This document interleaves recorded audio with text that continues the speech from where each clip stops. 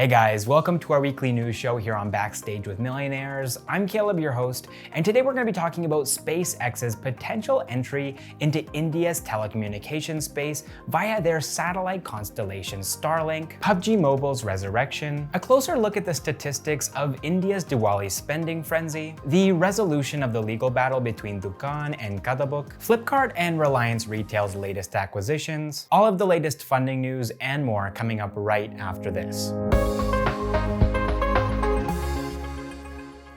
All right, first up in the news, let's talk about SpaceX and the efforts that they're making to enter India's telecommunications space. And this story actually starts with a tweet. So when Elon Musk, who is the founder and CEO of Starlink, was asked about Starlink's availability in India, he said that the company was seeking regulatory approval and that hopefully they would be able to enter India by the middle of 2021. So in really simple terms, Starlink is just a massive constellation of satellites that provide people down on the ground with internet. And India is actually one of those countries which could really benefit from having access to satellite internet. Even though internet access here in India is extremely affordable, this country's internet is also pretty slow, and at times it can be quite unreliable. And that's why SpaceX has decided to seek regulatory approval from the Telecommunications Regulatory Authority of India to provide satellite internet to some of the most remote parts of the country. Now, Elon Musk has said that they're hoping to bring Starlink to India by the middle of 2021, but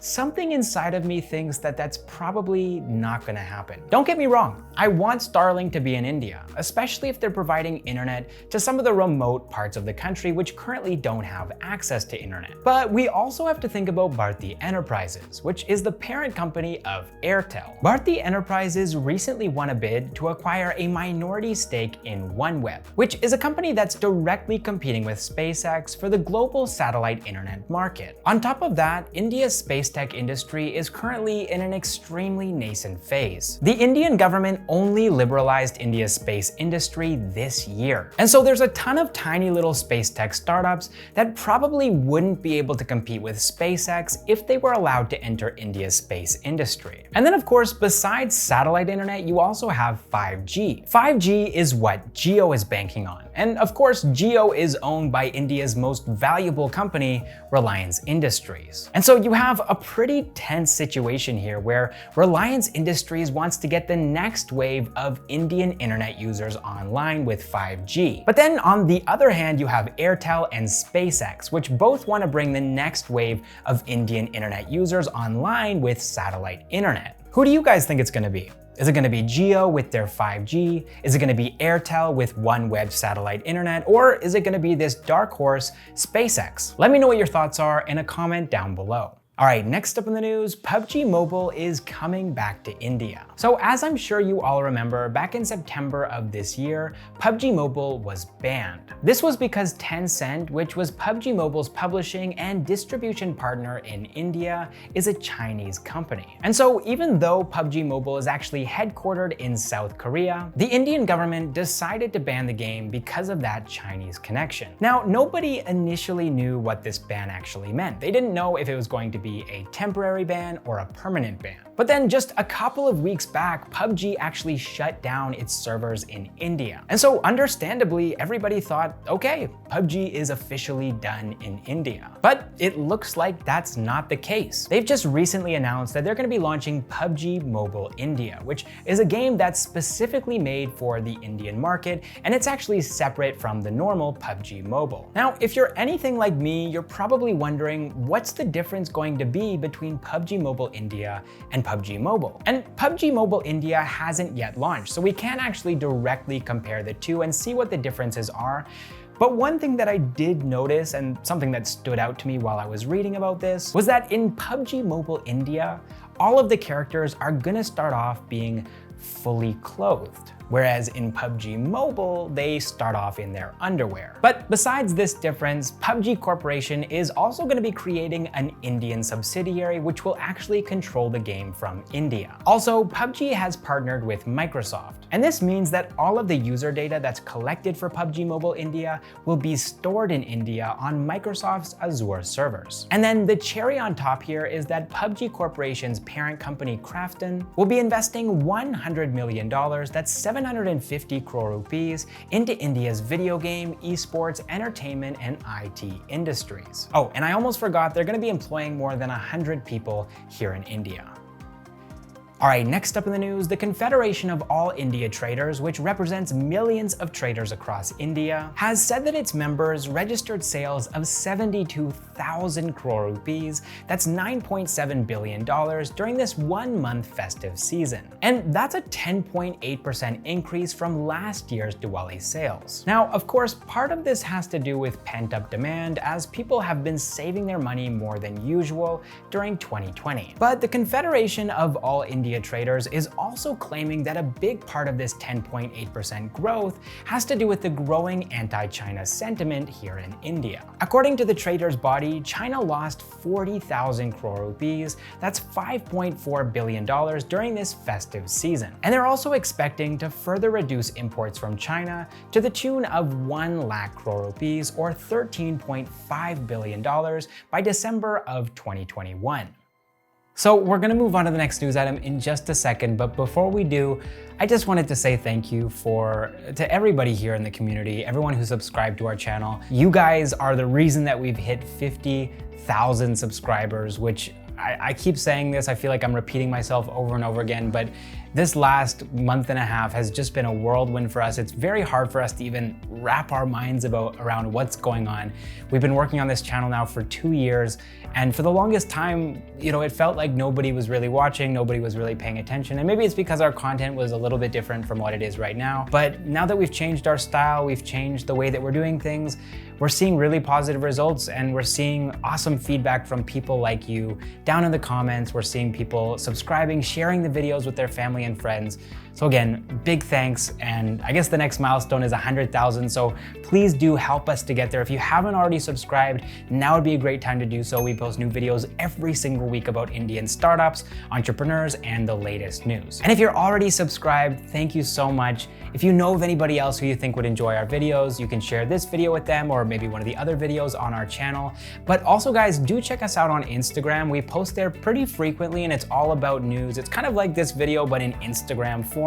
And then also we have a Discord server that you guys can go check out if you want to become more active members of the Backstage with Millionaires community. Oh, and we also have a Twitter and a Facebook page. I never mentioned that, but they do exist if you use those platforms. And there will be links to all of those in the description down below, along with links to pretty much everything that we're going to be talking about in this video. All right, next up in the news, real quick, the legal dispute between Khatabook and Dukaan is over. The two startups have decided to settle things outside of court, and as part of the settlement, Khatabook will get a nominal equity in Growthpond's Dukaan app. In a joint statement, the two companies said that we think that storefront apps are a very relevant solution for small businesses in India to continue doing business in the world with pandemic reality. With this matter now firmly behind us, Khatabook will focus on driving the adoption of the storefront app My Store by Khatabook. Growthpond will get Dukaan relisted and focus on the app's continued progress. Now, we don't have enough time today to fully explain how this dispute came about, but we did explain it in detail in a previous news video,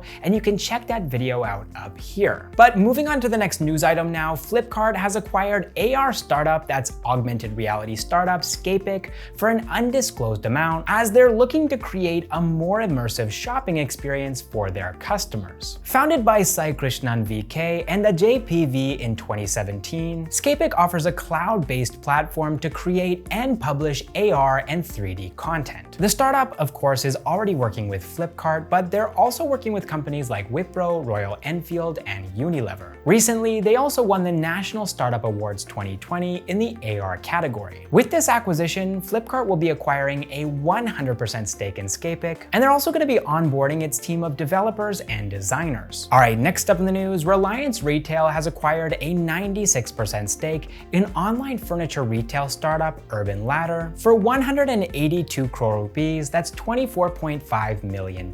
Reliance Retail is planning on investing an additional 75 crore rupees, that's $10 million, by December of 2023. Founded by Ashish Goel and Rajiv Srivatsa in 2012, Urban Ladder sells furniture through its online platform, and they also have a couple of offline retail stores as well. With this acquisition, Reliance Retail is looking to further strengthen its e-commerce business by adding new categories like furniture. Alright, moving on to some funding news now. SaaS-based startup MindTickle has raised $100 million, that's 742 crore rupees, in a mix of debt and equity funding from investors like Norwest Venture Partners, SoftBank's Vision Fund 2, Accel, Canaan Partners, NEA, New View Capital, and Qualcomm Ventures. With these fresh funds, MindTickle is expected to have doubled their valuation from $250 million, that's 1,855 crore rupees, to $500 million, that's 3,710 crore rupees. Founded by Krishna Gopal Depura, Nishant Mungali, Mohit Garg, and Deepak Diwakar in 2011, MindTickle helps companies to train and upskill their sales teams. The startup claims to serve more than 200 enterprises,